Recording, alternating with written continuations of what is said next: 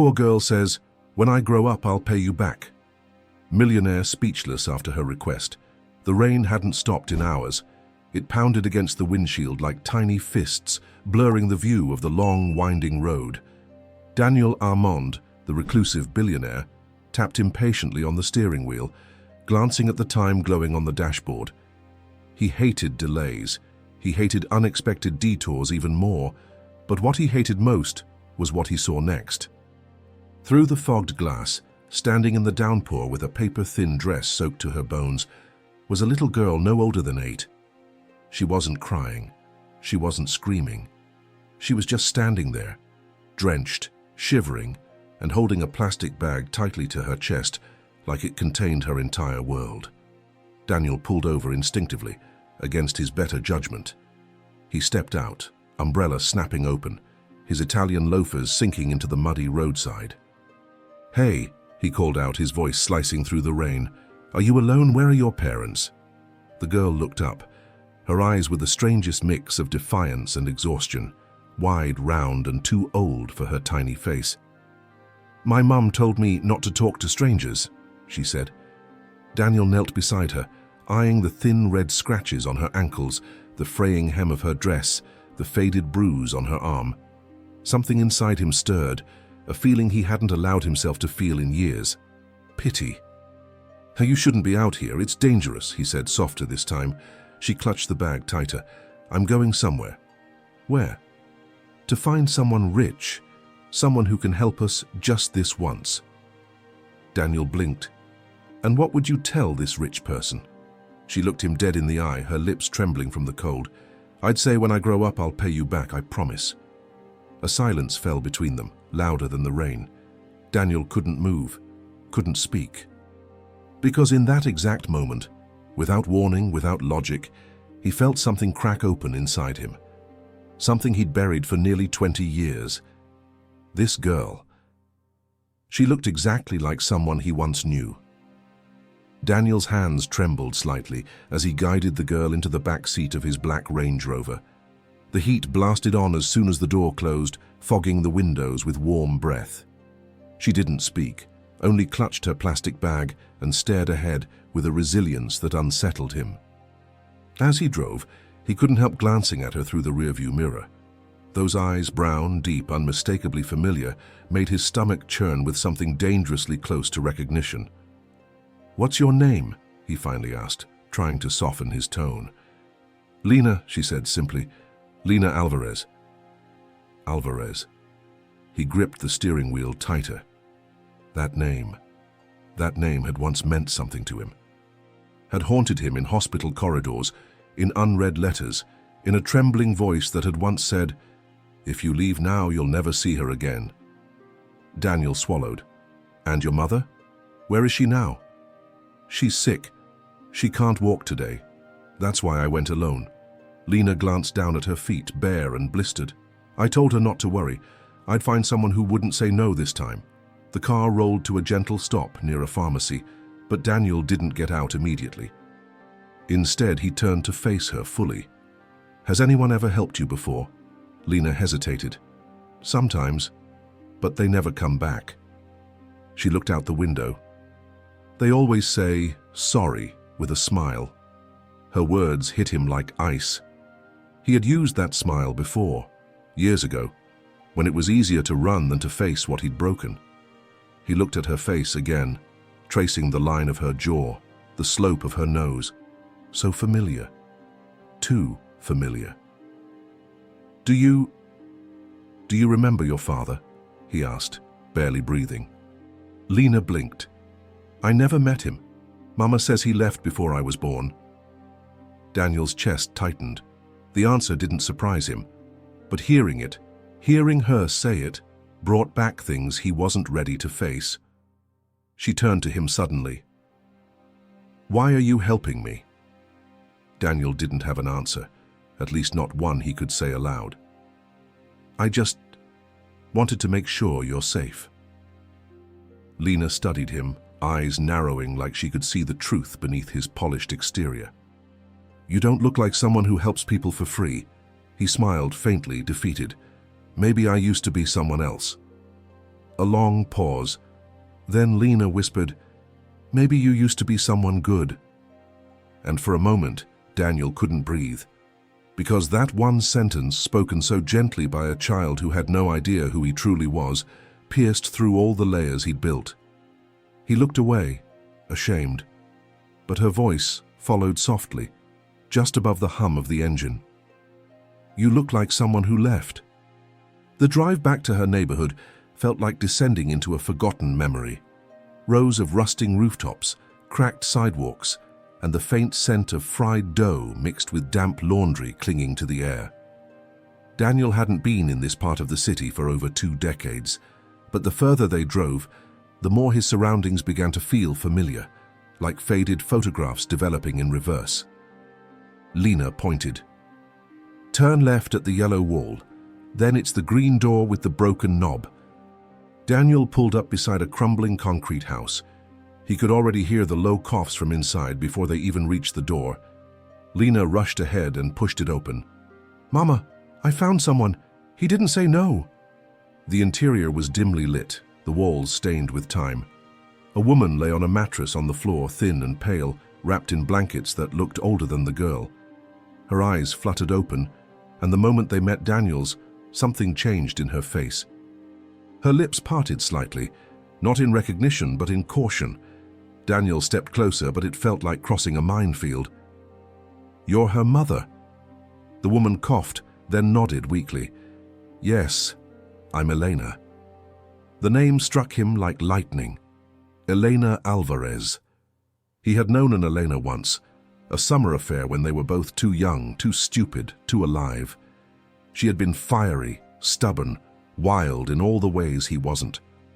But when his family discovered the relationship, they tore it apart like it was dirt under their shoes. He remembered the shouting, the ultimatum. "If you walk out that door, don't ever come back." And he hadn't.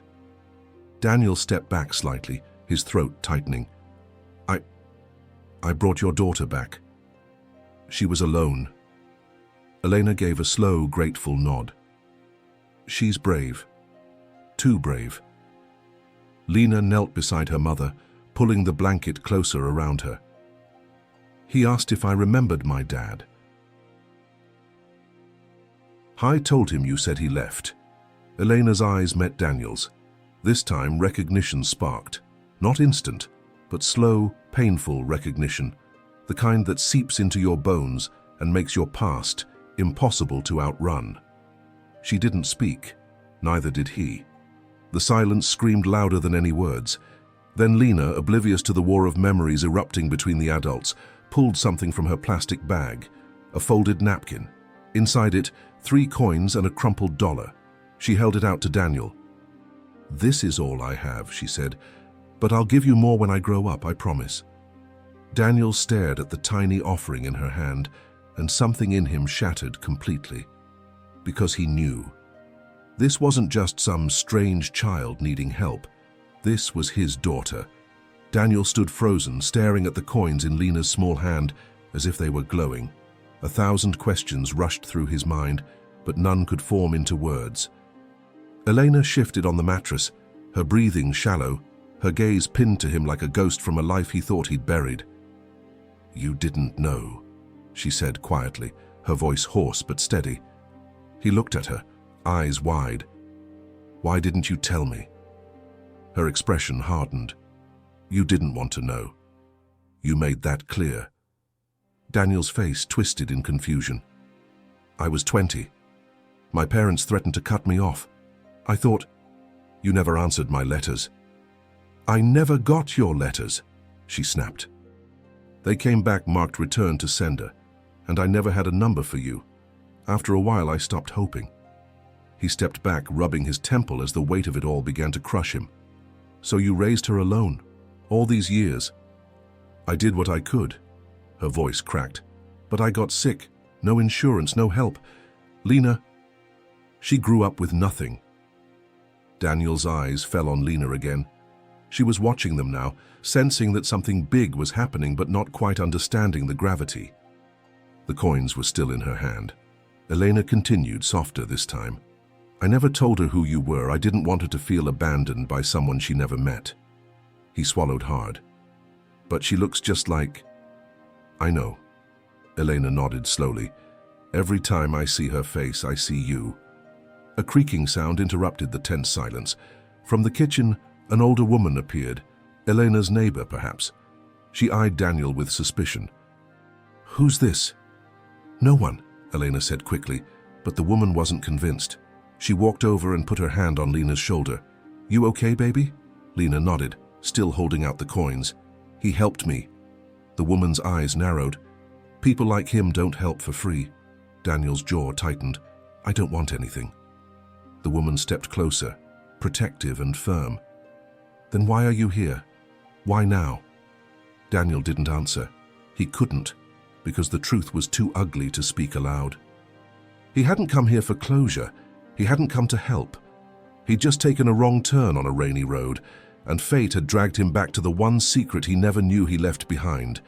And now, face to face with the consequences, he couldn't tell whether he was being offered redemption or a punishment he deserved. But one thing was becoming clear. This wasn't going to stay a secret much longer.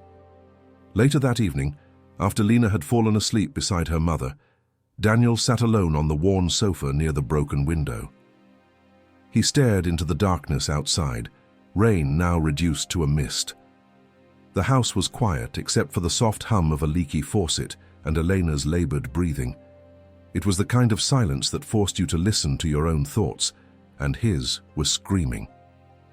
He stood up and walked to the small shelf in the corner of the room, his fingers running across dusty picture frames. One of them caught his eye, a faded photograph of Elena, younger, standing barefoot on the beach holding a baby wrapped in a towel. The smile on her face was full of pride, exhaustion, and something else, something that looked like hope. He picked it up, hands shaking. Behind him, Elena stirred.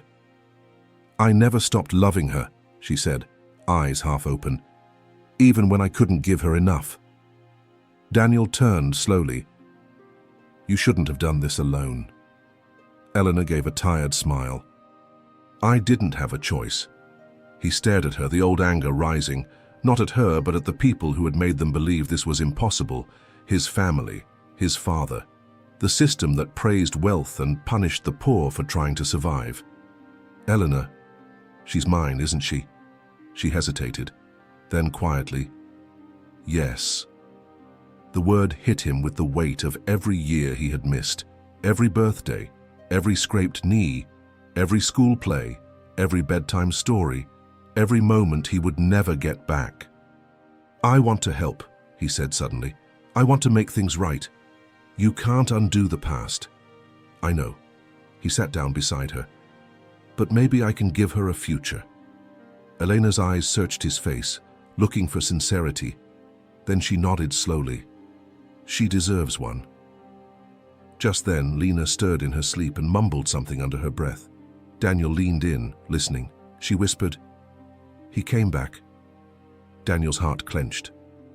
Before he could speak again, Elena reached under the thin mattress and pulled something out. A box, small and wrapped in a piece of old cloth. She handed it to him. What is this? He asked. A letter, she said. I wrote it years ago. When I realized I couldn't find you, I never had the courage to send it. He unwrapped the cloth slowly. Inside was a yellowed envelope, addressed in careful handwriting. To Daniel Armand, in case you ever come back. His hands trembled as he turned it over. But just as he started to open it, a soft knock echoed at the door. Elena sat up, alarmed. No one comes this late. Daniel looked toward the entrance. The knock came again, firmer this time. He stood, heart racing, unaware that the person waiting on the other side would change everything again. Daniel opened the door cautiously, expecting perhaps a neighbor or someone checking on the sick woman inside. Instead, he was met with the cold stare of a tall man in a dark coat, holding an umbrella slick with rain. His features were sharp, precise, unfamiliar, but there was something about the way he stood that felt confrontational. You're Daniel Armand? The man asked, voice clipped.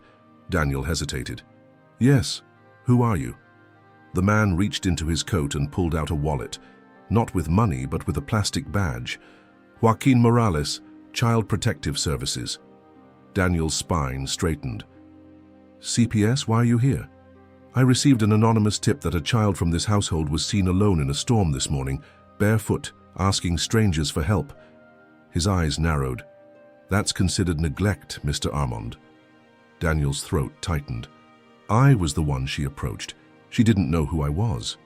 I didn't even know who she was until a few hours ago. Morales wasn't impressed. He stepped inside without being invited, scanning the small home. His gaze landed on the thin mattress in the living room, on Elena, still propped against the wall, looking like a shadow of herself. I need to speak with the mother. Daniel stepped in front of him. She's not well. She needs rest.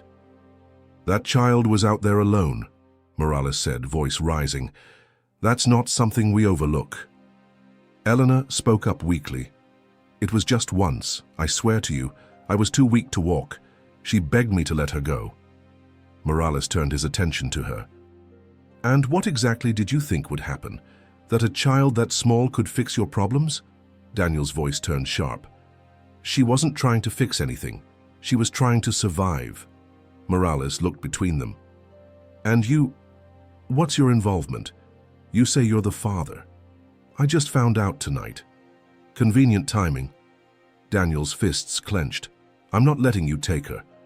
She's not in your custody, not legally. Morales stepped back toward the door. We'll be back, with paperwork. Eleanor gasped. Please, she's all I have. Morales paused.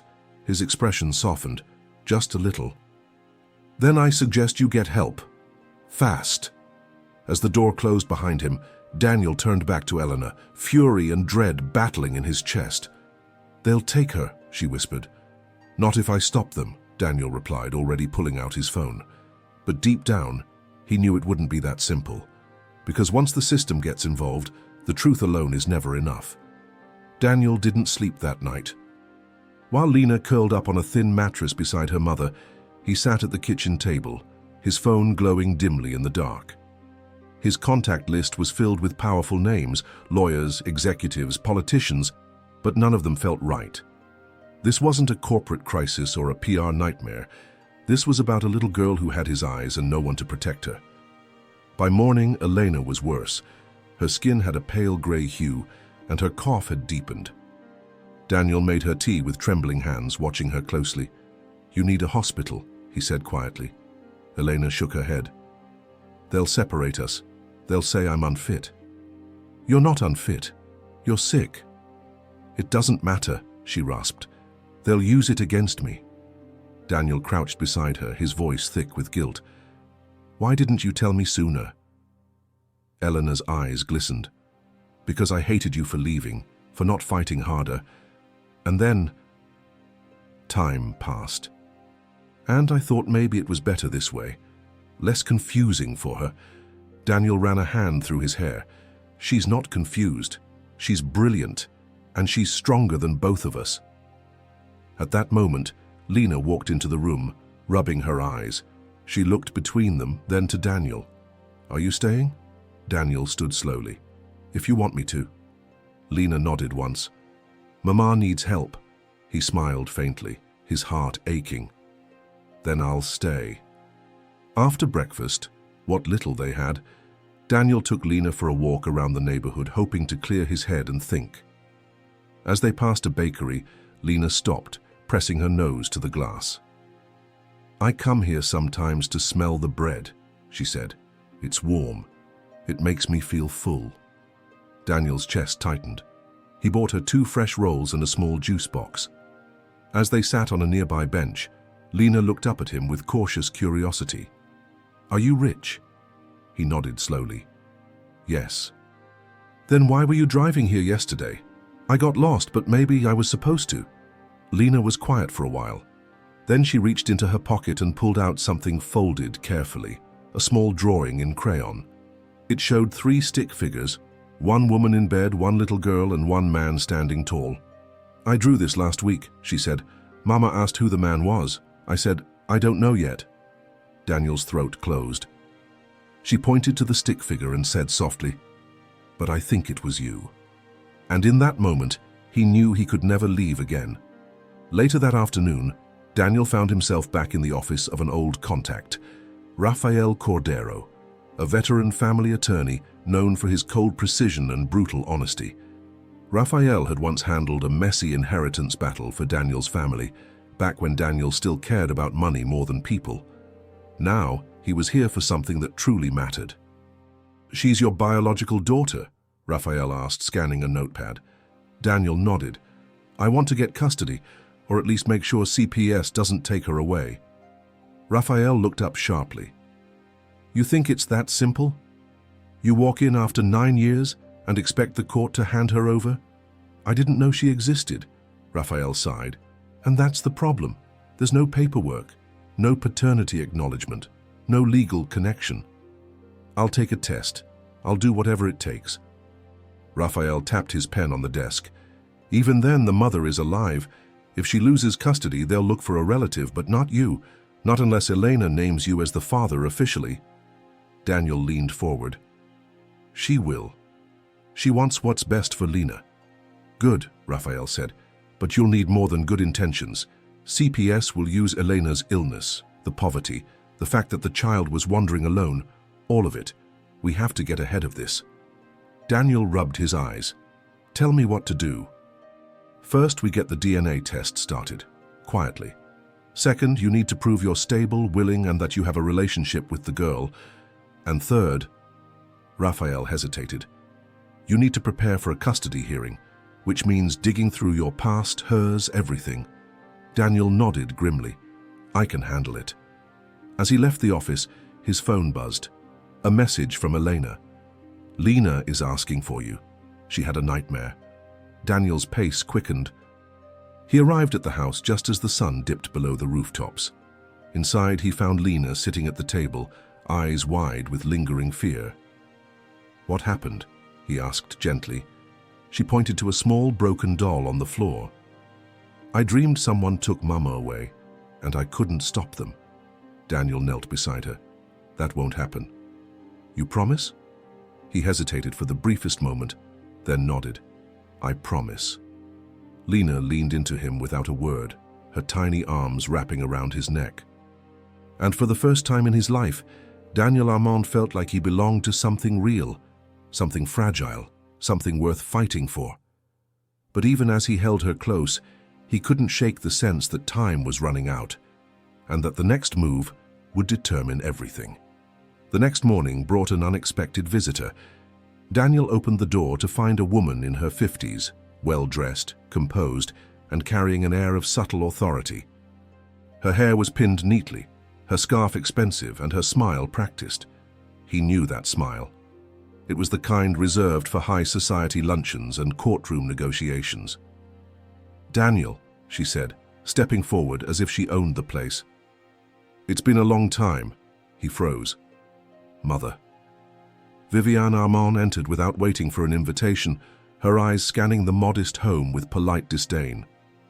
"So, this is where you've been hiding."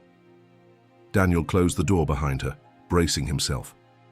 "How did you find me?"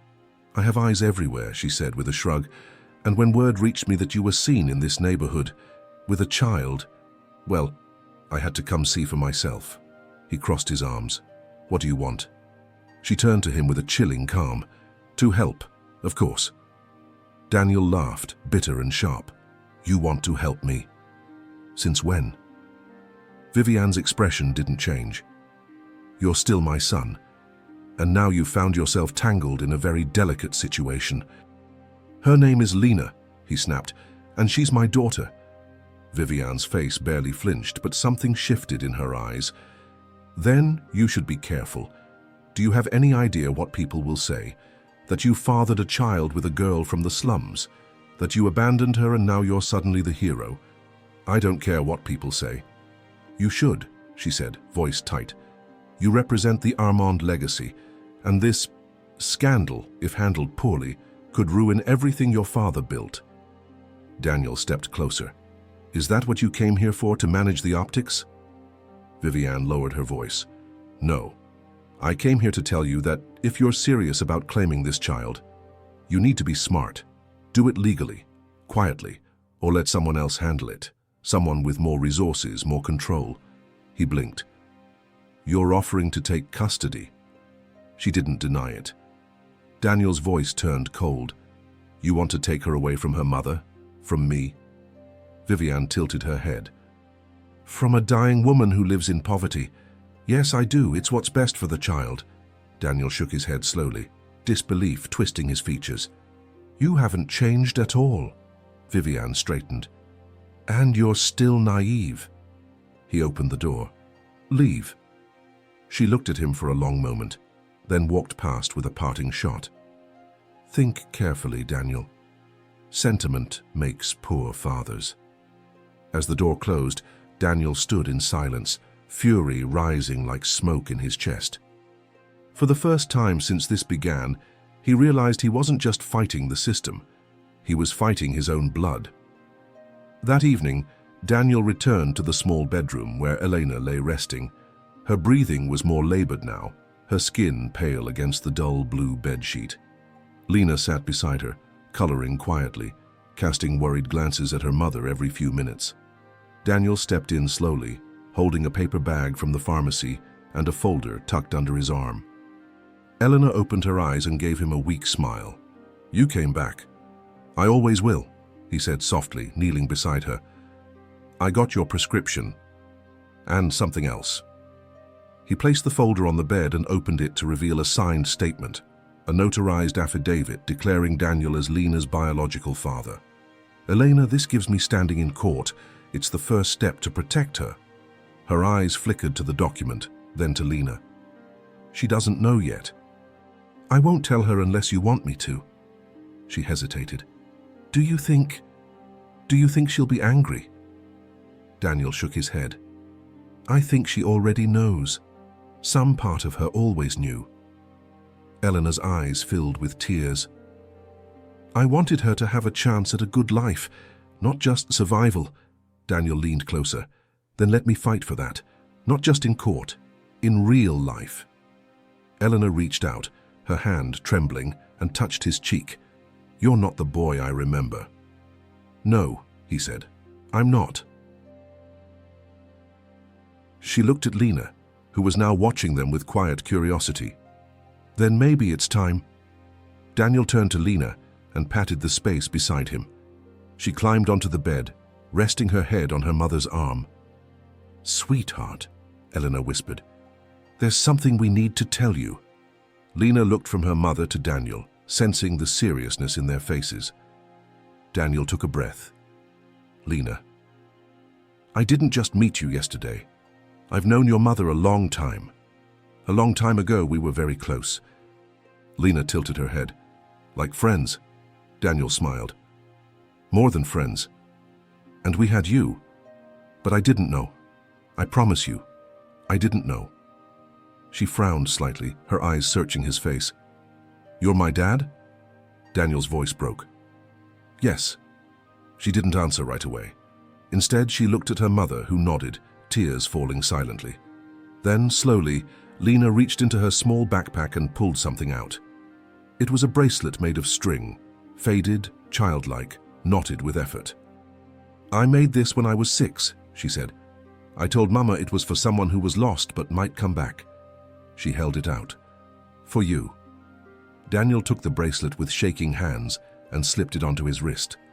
Just then, a knock sounded at the door. A different one this time, softer, hesitant. Daniel stood up, heart pounding, and opened it. A young woman stood there, early 20s, raincoat clinging to her shoulders. Her eyes were red from crying. I'm sorry, she said, holding up a worn envelope. Are you Daniel Armand? He nodded, confused. I think you're my brother. The girl stepped inside slowly, her eyes darting nervously around the small living room. Daniel's heart pounded in his chest as he closed the door behind her, the envelope still trembling in her hand. Eleanor, propped up weakly on the mattress, squinted toward the door, her brows knitting with confusion. Lena stood at the threshold to the hallway, clutching the edge of the wall, her earlier curiosity giving way to caution. "I'm sorry to come like this," the girl said, her voice soft, almost apologetic. "But I didn't know where else to go." Daniel stared at her, trying to place her face. There was something familiar about her, something in the curve of her jaw, the way her eyes darted down when she felt exposed. She looked like someone from his past. "What's your name?" he asked, stepping closer. The girl swallowed. "Lucia. Lucia Reyes." The name meant nothing to him. I found this last week," she continued, holding out the envelope. "It was in my mother's drawer. She passed away 2 months ago. Cancer." Daniel took the envelope, his hands trembling. It was addressed to Daniel Armand in shaky handwriting, but the return address was smudged. As he opened it carefully, a single page fell out, yellowed, creased, and written in pen. "If you're reading this, then I'm gone. And there are things I never told you. About Lucia, about her father, about the man you thought was your real brother." Daniel's throat tightened. He read the letter again, more slowly, and his breath caught. The words spiraled in his chest like a whirlwind of forgotten memories and old suspicions. The letter described a child born in secrecy, hidden from the Armand family because of a scandal too dangerous to reveal at the time. His voice trembled. Who was your mother?" Lucia hesitated. Teresa Reyes. She worked for your family years ago. She was a maid at your estate." Daniel staggered back a step, the memories flooding in. Teresa, quiet, always polite, always watching. "She was 17 when she had me," Lucia added, eyes glossy with shame. "She said she had no choice. How that they forced her to keep it quiet, that you and me weren't told." Daniel stared at her, unable to process what he was hearing. Eleanor coughed weakly from the bed. "Daniel, what is it?" He turned to her, voice low. "She says she's my sister." Lucia nodded, tears finally breaking free. "And I think your father knew. I think he paid her to disappear." A silence fell over the room, heavy, suffocating. The truth hung there like smoke from a slow-burning fire. Lena looked up at Daniel, her voice tiny. "Does that mean I have an aunt?" Daniel couldn't speak. He could only nod. And deep in his heart, another door creaked open, one filled with shadows he never meant to face. Lucia sat at the kitchen table, wringing her hands while Daniel paced nearby, the letter from Teresa resting between them like a fragile bomb. Eleanor had fallen asleep again, her breathing soft but shallow, and Lena was in the back room drawing quietly, perhaps sensing the storm outside the walls. The house felt too small for so many truths. "I don't want anything from you," Lucia said gently, watching him. I needed to know who I was, where I came from." Daniel leaned against the counter, arms crossed, but not out of defiance. He was holding himself together. "I had no idea, not a single clue." "I believe you," she said, then hesitated. She wanted to tell me for years, but she was scared of the Armand name, of what it might mean if the truth came out. Daniel scoffed bitterly. "It means you were erased, just like Lena almost was." Lucia nodded. "She said your father was ruthless, that he made her disappear the day she started showing. He sent her money for years, on the condition she never contacted you." Daniel ran his hands through his hair, his voice rising. "And now he's gone and all the pieces start surfacing. I didn't just lose a daughter, I lost a sister too." Lucia looked down at her hands. "I used to imagine what it would be like, having a brother, a real one, not the man who raised me and barely looked at me." Daniel sat across from her. "So what do you want now? What happens next?" She hesitated. "I don't know.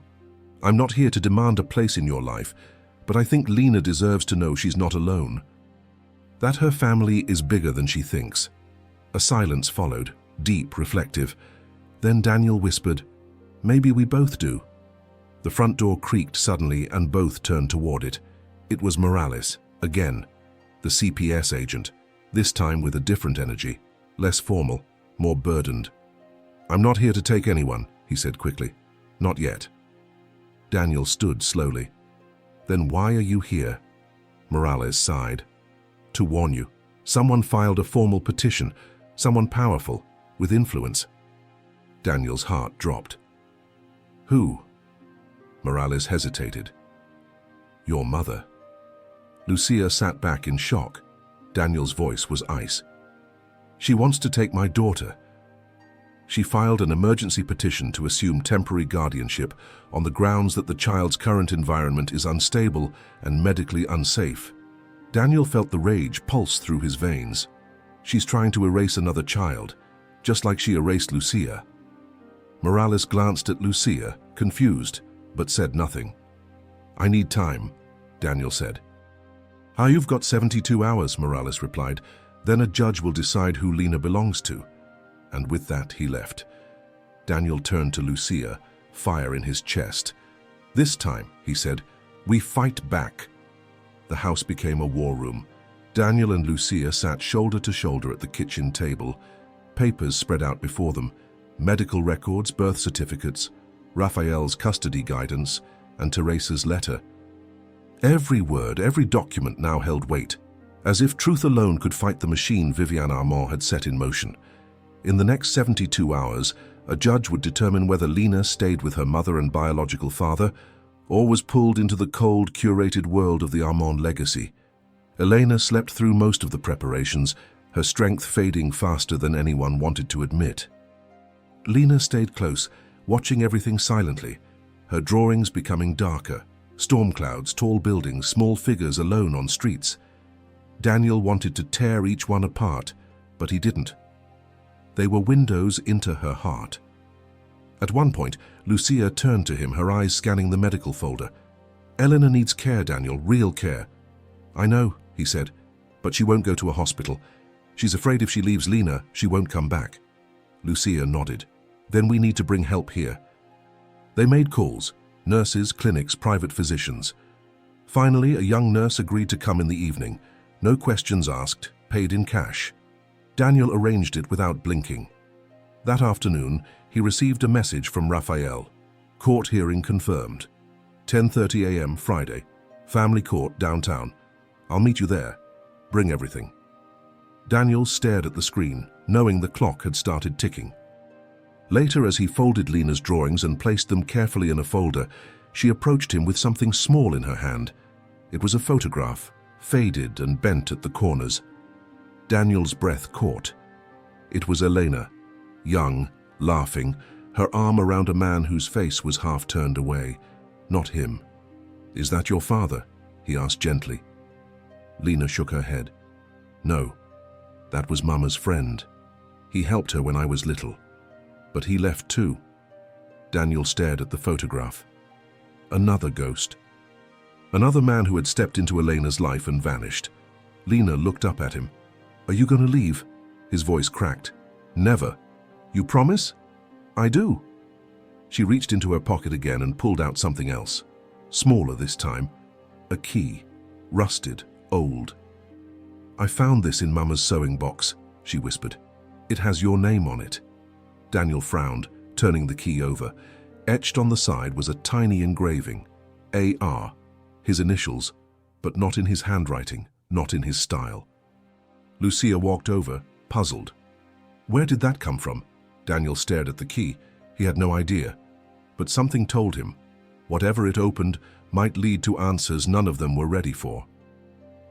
That night, as the rain returned like a familiar chorus, Daniel sat with the key in his hand, staring at it under the dim kitchen light. It was small, old, iron, worn smooth by time, and the engraving was unmistakable, A.R., his initials. But he had never owned a key like this, never seen it before. When he showed it to Lucia, her face tensed. I've seen something like that, she said. At the estate before your father died. He had a box in his study, always locked. I used to dust the shelves while Teresa worked. One day, he caught me looking at it. He lost it, screamed like I'd touched fire. Daniel looked at her. What kind of box? Small, black, with the same initials. Daniel stood. We're going. You mean tonight? Yes, he said, grabbing his coat. If my mother's planning to take Lena from us, I want to know exactly what my father was hiding first." Lucia hesitated, then nodded. "I'll come with you." The Armand estate hadn't changed much. The massive iron gate still groaned open with reluctant pride, and the long gravel driveway stretched toward the house like a memory that refused to die. Daniel parked near the back entrance, one only the staff used. He had come through this door 1,000 times as a boy, always as a guest in his own home. Inside, the silence was different, not empty, heavy, as if the walls were still listening. They moved quickly, their footsteps muffled by the thick carpets. The study was on the second floor, past the gallery of Armand portraits, all men, all staring down in judgment. Daniel's stomach turned as he passed his father's stern likeness. Inside the study, nothing had been touched, not a paper out of place. The desk was immaculate, polished. Daniel went straight to the far shelf where Lucia pointed. "There," she whispered, "behind the books." He pulled away the false bindings to reveal a small black box, exactly as she'd described. It was worn, plain, and cold to the touch. The key fit. It clicked, and the lid creaked open. Inside were dozens of old documents, sealed envelopes, photographs, and a small leather journal. Daniel picked up the top photograph, and his heart froze. It was a picture of Teresa, young, holding a baby. Behind her stood his father. His father's hand was on her shoulder. Daniel staggered back, nearly dropping the photo. Lucia stared at it, her hand covering her mouth. "He knew," Daniel whispered. "He didn't just know. He was involved." Lucia's eyes widened. "What are you saying?" Daniel looked back at the journal. There, on the first page, was his father's handwriting. "For Daniel. One day, the truth will find you. Just not before it destroys you." He stared at the words, cold sweat crawling down his neck. Because the truth wasn't just about Lena or Lucia. It was deeper and darker than he ever imagined. Daniel sat on the edge of the study's velvet armchair, the journal open on his lap, pages yellowed but crisp, the ink slightly faded. Lucia stood beside him, arms folded, the silence between them heavy and trembling. The first entries were innocuous, financial notes, estate decisions, travel logs, but halfway through, the tone shifted. His father's handwriting became hurried, angrier, more confessional. Daniel read aloud. "She threatened to tell him, said she'd reveal everything, that the child was his. I couldn't allow that. Not with the inheritance pending, not with the board watching. I did what I had to." Daniel looked up at Lucia, his voice low. "He's not talking about you." Lucia's brow furrowed. "What do you mean?" Daniel turned the page slowly. Another entry, dated 2 months later. Teresa was dealt with. But there was another. Elena, the housemaid's niece, young, brilliant, naive. He fell in love and I warned him, but he wouldn't listen. She wrote him letters. I intercepted them all. Daniel's blood turned to ice. He stopped my letters. He made her believe I abandoned her.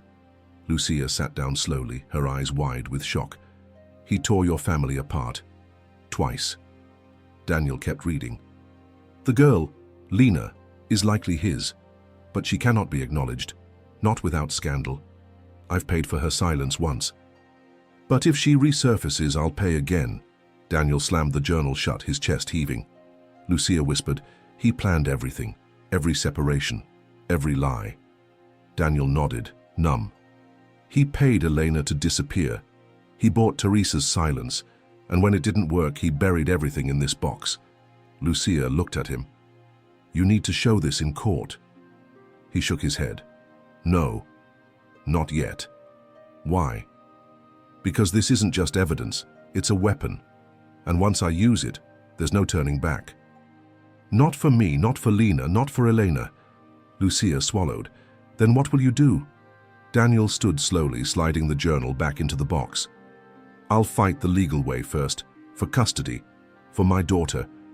And if Viviane tries to erase another part of my life, another woman, another child, I'll burn down every lie she and my father built.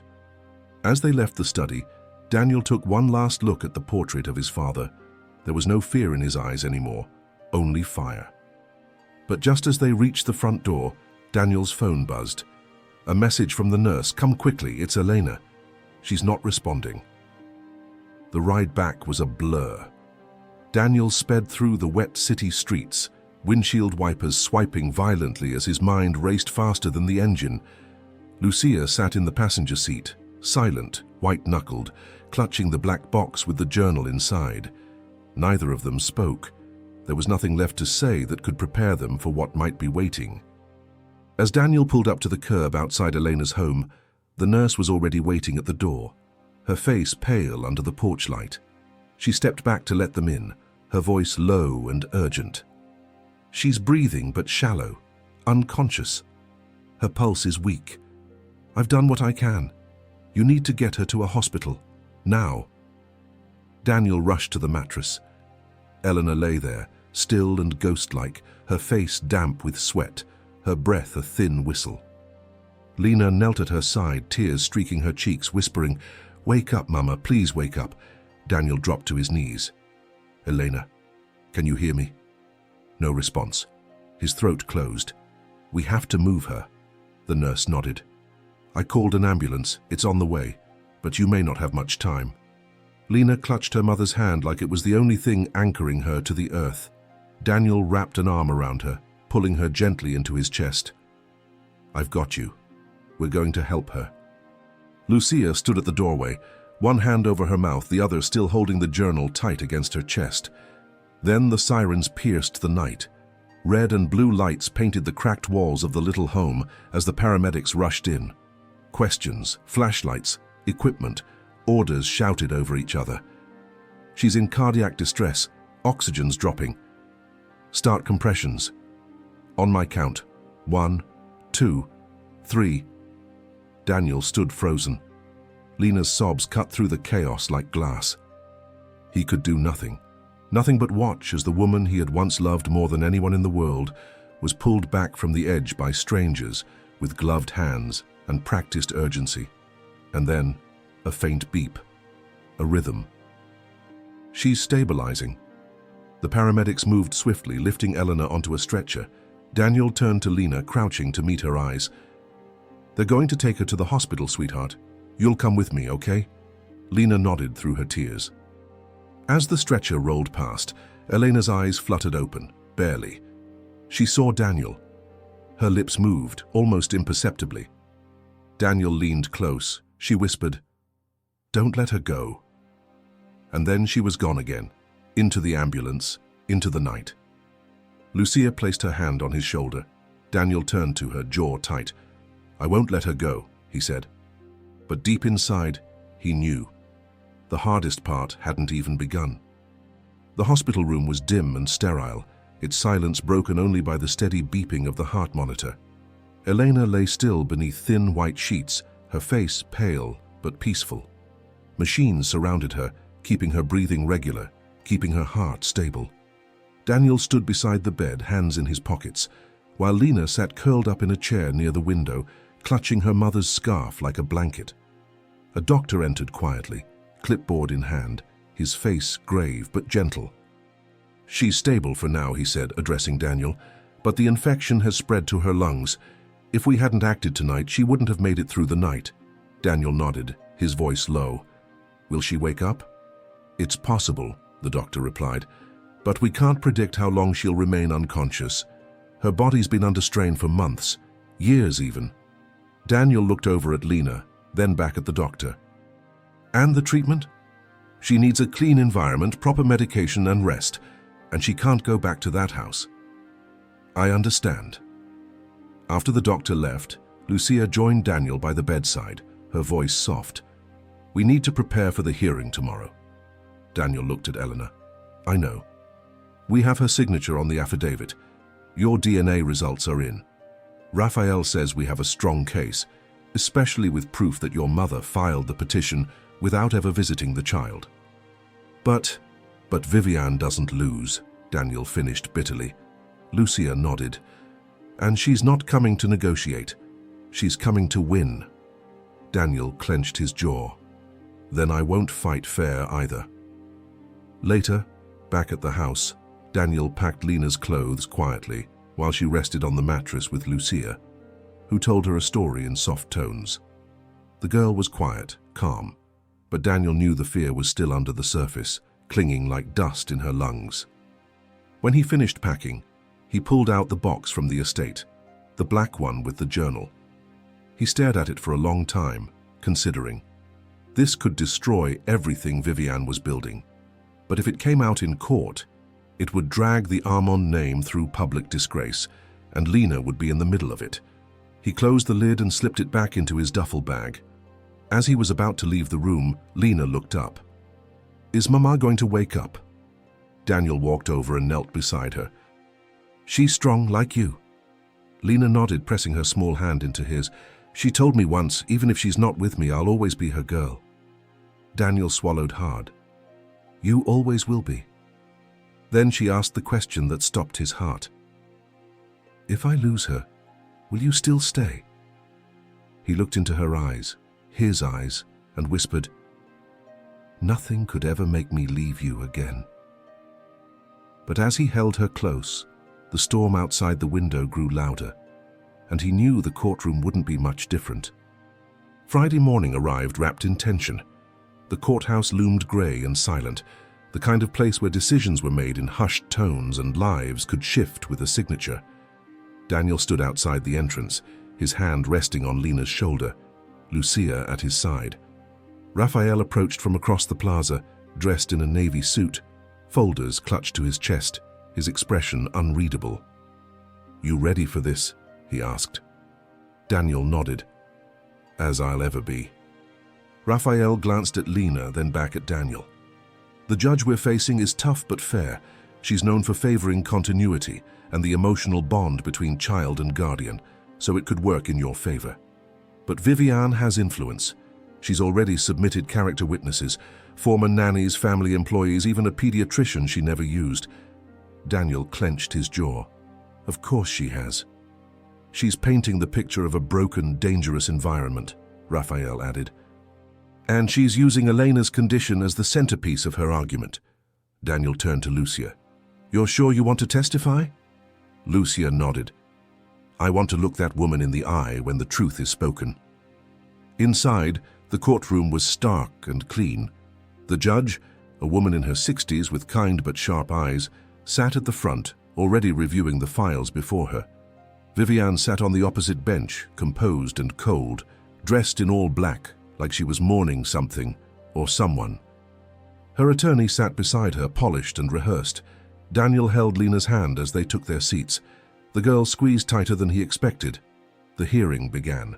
Viviane's lawyer opened with calm precision, speaking of safety, resources, and emotional stability.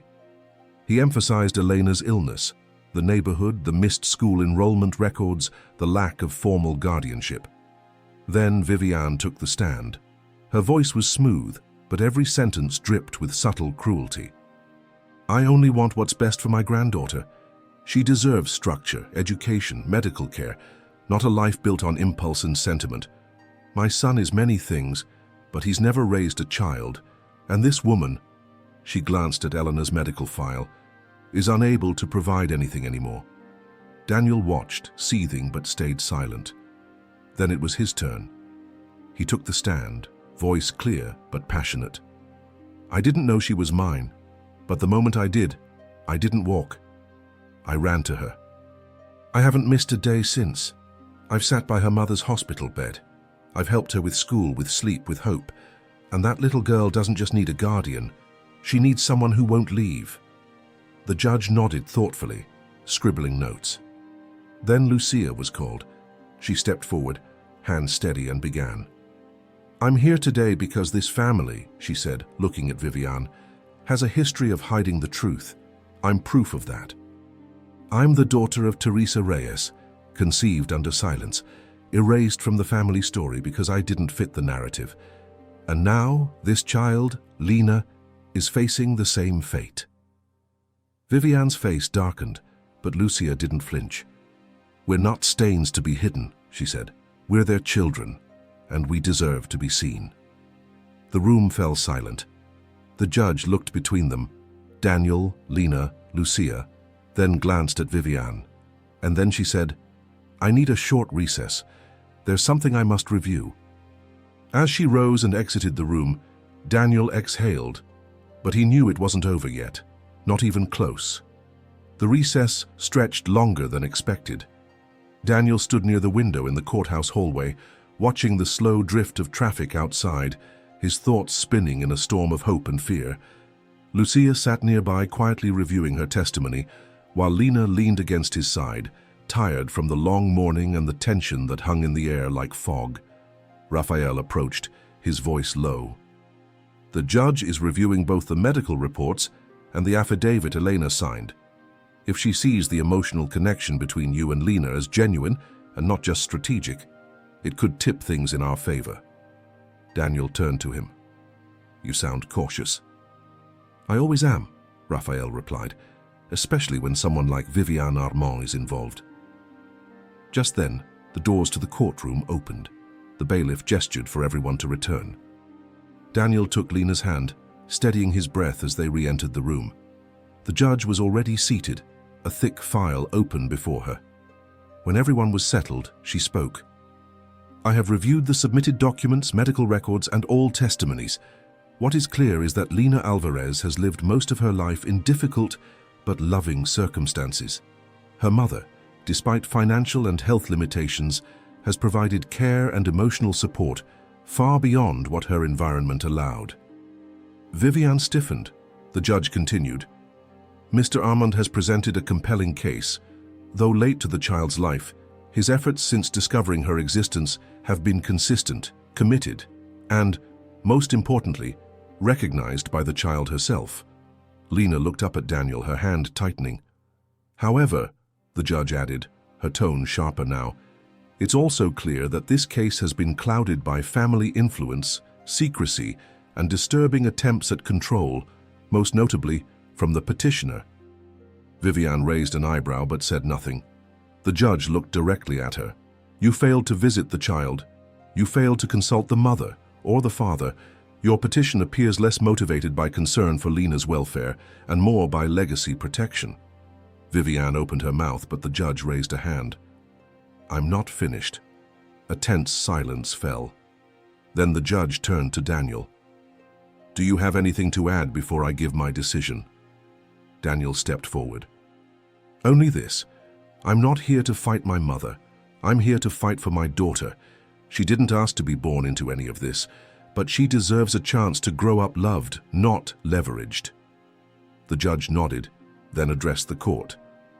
"This court grants temporary custody of Lena Alvarez to her biological father, Daniel Armand, with full physical and legal guardianship, pending Elena Alvarez's recovery. If her condition does not improve within 6 months, a permanent arrangement will be revisited." Daniel's breath caught. It was real. The judge continued, "Visitation from Elena, if health allows, is encouraged. The court also recommends psychological support for the child during this transition." Daniel turned to Lena, who stared at him, unsure what it meant. He knelt down. "You're coming home with me." Lena didn't say a word. She just threw her arms around his neck and held him.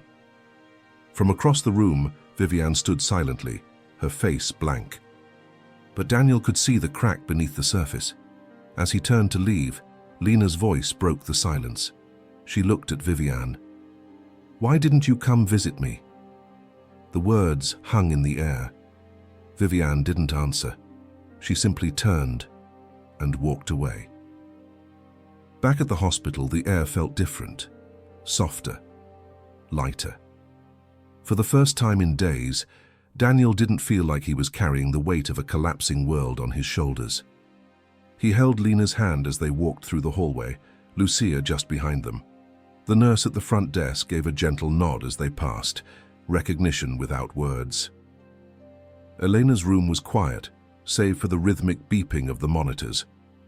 She hadn't woken since the night she was rushed in, but her color had returned slightly, her breathing steadier. Lena ran to her side, climbed onto the chair, and rested her cheek against her mother's hand. "I told you I'd stay," she whispered. "He said I could." Daniel stood at the foot of the bed, unsure of what to say. So much had happened so fast. But then he pulled something from his coat pocket, a folded document with a gold seal and signature. He laid it gently on the small table beside Elena's pillow. "It's done," he said softly. "I have custody. She's safe. You did everything right."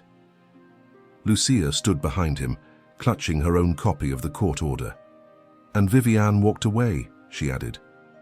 "Just like she always does when she loses control." Daniel nodded slowly. "But we're not done yet." He opened the bag and pulled out the black box, the journal still inside. He looked at Elena, then to Lucia. "She needs to know what he did, about the letters, about the silence. She deserves to hear it from me." Lucia nodded, understanding immediately. "So do you." Daniel sat beside Elena, the journal in his hands. His fingers traced the cover, then opened to the first page. As he began to read softly, Lena drifted off to sleep, her hand still in her mother's. An hour passed like a moment, then a twitch. Elena's fingers moved. Daniel froze. "Elena?" Her eyes fluttered, then opened, slowly, with effort. She saw him first, then Lucia, then her daughter, and she began to cry. Daniel leaned in. "You're okay. You're here. She's safe." Eleanor looked at Lena, then at the paper on the nightstand. "You got her out?" "Yes," he said. "And I have something to tell you. About your letters about my father." Elena nodded, her lips trembling. "I know," she whispered. Daniel blinked. "You do?" Elena looked down, her voice faint. "He came to me once, told me you never wanted to see me again, that you chose them. I believed him." Daniel swallowed the burn in his throat. "I didn't. I never did." Tears fell freely down Elena's cheeks. "You came back." He nodded, brushing a strand of hair from her forehead. "I'm never leaving again." Just then, Lena stirred and looked up. Her eyes brightened. "Mama?" Elena smiled through her tears. "Hey, baby." And for the first time in years, mother and daughter were both awake, both safe, both together. But before Daniel could fully embrace the peace of that moment, a buzz came from his phone, a text from an unknown number. "You think this is over, Daniel? You've only scratched the surface." He stared at the screen and knew the past wasn't done with them yet. The message on Daniel's phone burned into his mind like a warning he couldn't ignore. He stepped out of Elena's hospital room, heart pounding, scanning the hallway as if the sender might appear from around the corner. The number was unlisted, the tone unmistakably threatening. He forwarded the message to Raphael without a word and waited a moment before calling. Raphael answered on the second ring. "I saw it. You okay?" "Who would send that?" Daniel asked, voice tense. "Viviane?" "I doubt it," Raphael replied. "That woman doesn't threaten. She dismantles. This is someone else. Someone with knowledge of the journal, maybe the estate." Daniel gripped the railing beside him. "There's more, isn't there?" "Maybe," Raphael said. "We both know your father kept secrets. The question is, who else was complicit?" Back in the hospital room, Elena was resting again, her brief moment of consciousness having left her exhausted. Lucia sat near her bed, reviewing hospital forms and care options. Lena had curled up on a nearby couch, finally relaxed, the kind of sleep that only comes when a child finally feels safe. Daniel slipped the journal from his bag again and opened it to a page marked by a paperclip he hadn't noticed before. There in the margins was a handwritten note, in different ink, unfamiliar but feminine. "If anything happens to me, find the key. The other one. She knows where it is." Daniel frowned. "She..." He flipped the page. A photograph fell out, black and white, old. It showed Teresa Reyes as a young woman, standing beside another woman he didn't recognize. On the back, in delicate cursive, Teresa and Catalina. Summer, 1986. Daniel's breath caught. He turned to Lucia. "Do you know a woman named Catalina?" Lucia looked up. "No. Why?" Daniel handed her the photo.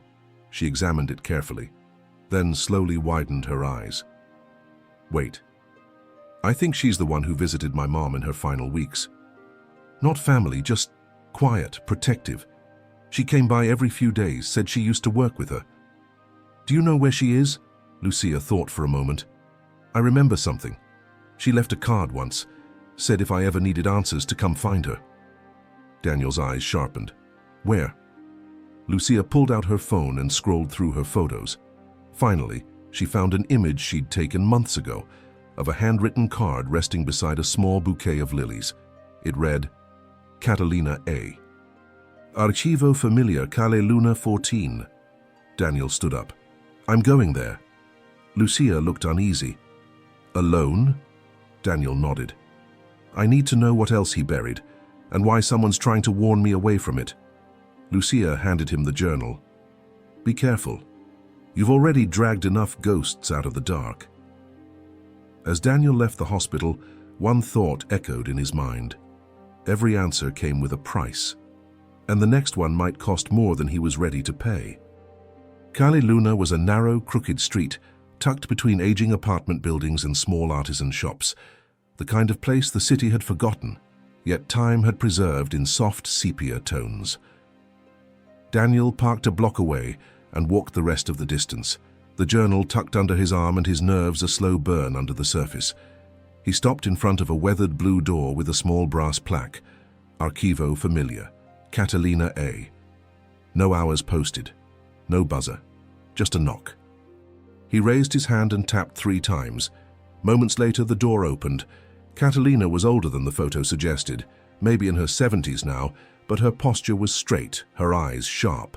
She wore a thick cardigan and silver-rimmed glasses, and for a second she simply stared at Daniel like she had been expecting him. You look like your father, she said, but your eyes, they're hers. Daniel stepped inside, unsure whether to be grateful or unnerved. The interior smelled of old paper and dried lavender. Walls lined with filing cabinets, boxes, and faded family photographs created a living museum of lives nearly forgotten. Catalina motioned toward a chair. Sit.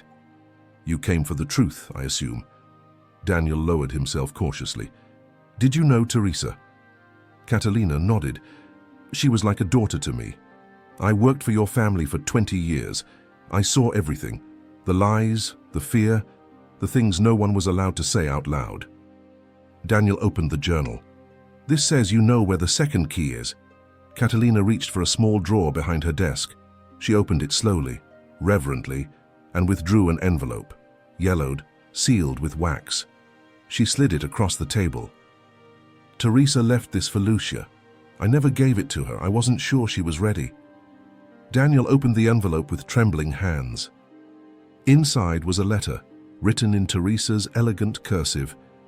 My daughter, if you ever read this, it means the truth finally made its way back to you. There is another file, a second archive, one that details everything. The payments, the threats, the pressure put on Catalina, on me, even on Elena. The second key is hidden in the only place he never looked, beneath the baptismal stone at Santa Clara, the chapel where you were baptized. Daniel looked up. There's more? Catalina nodded slowly. Much more. Your father didn't just try to erase mistakes, he covered up crimes. Daniel's chest tightened. Crimes? Catalina folded her hands. A forced adoption, threats made to social workers, fake paperwork. Your sister wasn't the only one he tried to hide. Daniel stood, shaken. I have to go. Catalina met his eyes. Be careful, Daniel. The deeper you go, the more dangerous the silence becomes. Outside, the wind had picked up, but inside him, something else had risen. Resolve. He wasn't just fighting for Lena anymore. He was fighting for everyone his father had tried to bury, and he wasn't stopping until the last secret saw the light. The chapel at Santa Clara sat atop a quiet hill, its faded stone facade worn by decades of wind and whispered prayers. Daniel had driven past it countless times as a child, never knowing that beneath its altar lay a piece of a truth his family had worked so hard to silence. The gates were open, and the place was empty save for the echo of his footsteps across the old marble floor. He walked toward the front, scanning the edge of the altar. Just behind the pulpit, where the light from the stained glass windows bathed the space in soft reds and golds, lay the stone basin used for baptisms.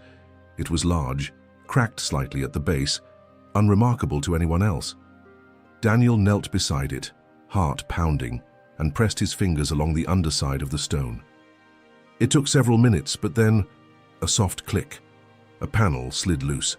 Hidden in a crevice, wrapped in cloth and tied with a ribbon, was a small brass key. He held it in his palm, the weight heavier than it looked. There was something else too, a folded piece of paper stained by time and tucked behind the key. He opened it carefully.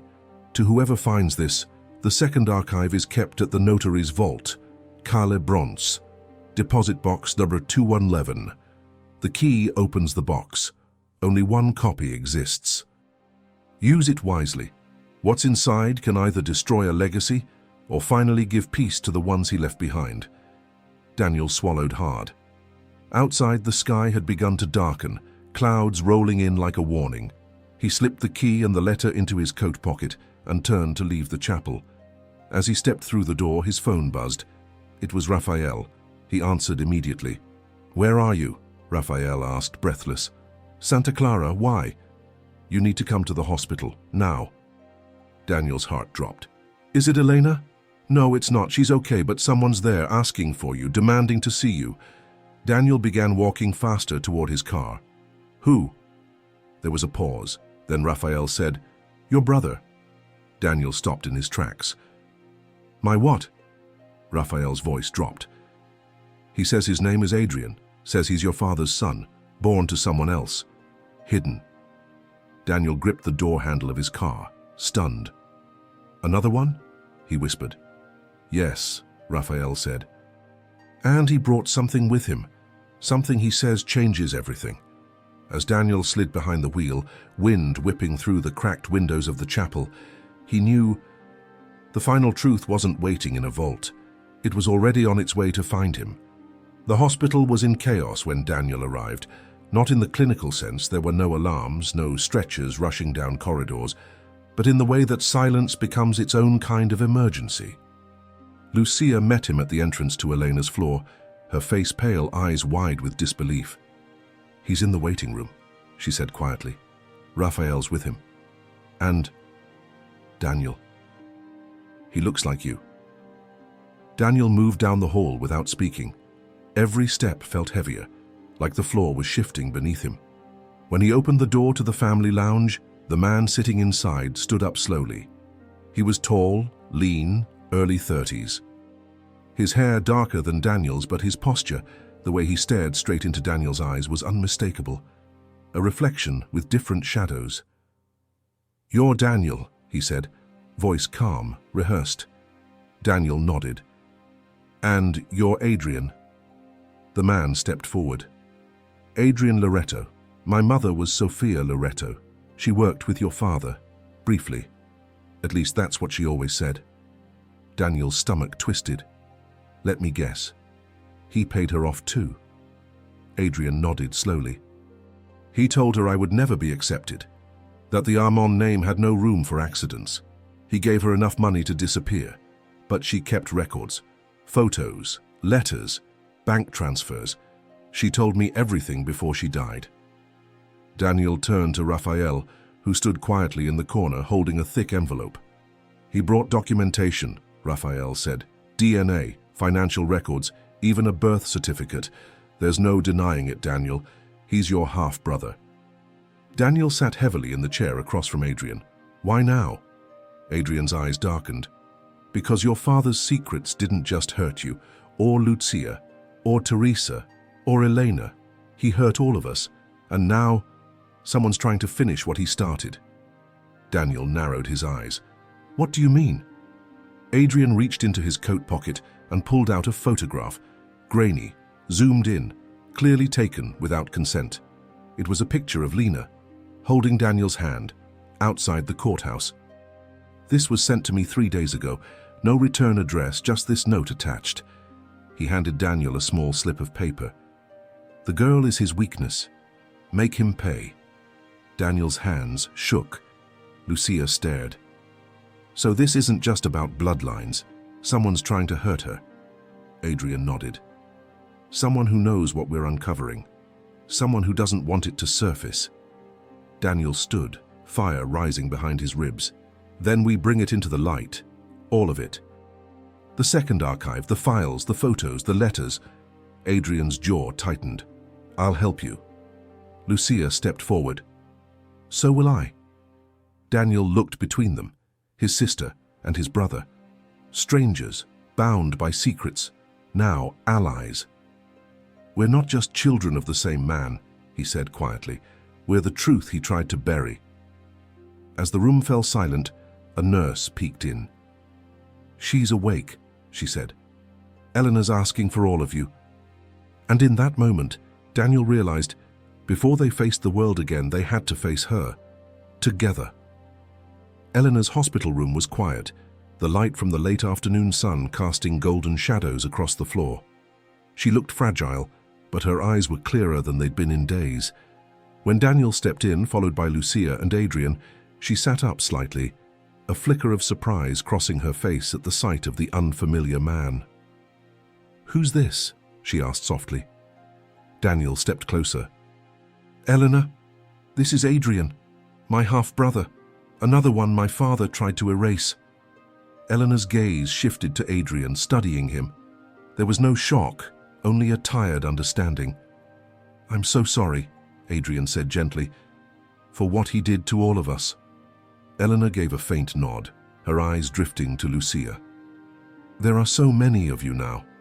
Lucia smiled sadly. And all of us carry pieces of what he broke. Eleanor's eyes welled with tears. And yet, you're still here. Together. Daniel knelt beside her. Because we're done being silent. He reached into his bag and laid out the black journal, the key from the chapel, Teresa's letters, and a small stack of documents Raphael had verified, everything they'd uncovered. These are the pieces of the truth he buried, he said, and we're going to bring them to light. Elena looked at each item, her hand trembling as she picked up Teresa's letter. She held it for a long time, then whispered, she was so scared. She never deserved any of this. No one did, Lucia said. Adrian spoke next. There's more coming. I don't know who sent that photo of Lena, but whoever it is, they're watching. And they're afraid. Daniel nodded slowly. Let them be. At that moment, Lena stepped into the room, having woken from her nap. Her eyes scanned the group, a mixture of curiosity and confusion settling in her expression. Mama, she asked, walking toward the bed. Elena opened her arms and pulled her close. Baby, these are people who love you. People who fought to make sure you stayed right here. Lena looked up at Daniel. You all know each other? Daniel smiled, tears in his eyes. Not always. But now we do. Lena looked at Adrian. Are you my uncle? Adrian's voice cracked. Yeah, if you'll have me. She grinned and nodded, wrapping her arms around her mother again. Daniel turned to Elena. There's one more thing we have to do, as a family. What? Elena asked. He picked up the journal and handed it to Lucia. We go public. Lucia's eyes widened. You mean? Daniel nodded. Press, interviews, depositions. We show the world what he tried to hide, and we make sure no child has to grow up believing they were a mistake. Adrian stepped forward. I'll do it, Elena whispered. Are you ready for that, Daniel? For the backlash? He looked at Lena, then back at her. I wasn't ready to be a father. I wasn't ready to face any of this, but I'm here now, and I'm not leaving. Elena smiled through her tears. You're exactly who she needed. Outside the window, the clouds began to part, golden light pouring in, and for the first time in decades, the Armand legacy didn't feel like a curse. It felt like the beginning of something honest, something whole.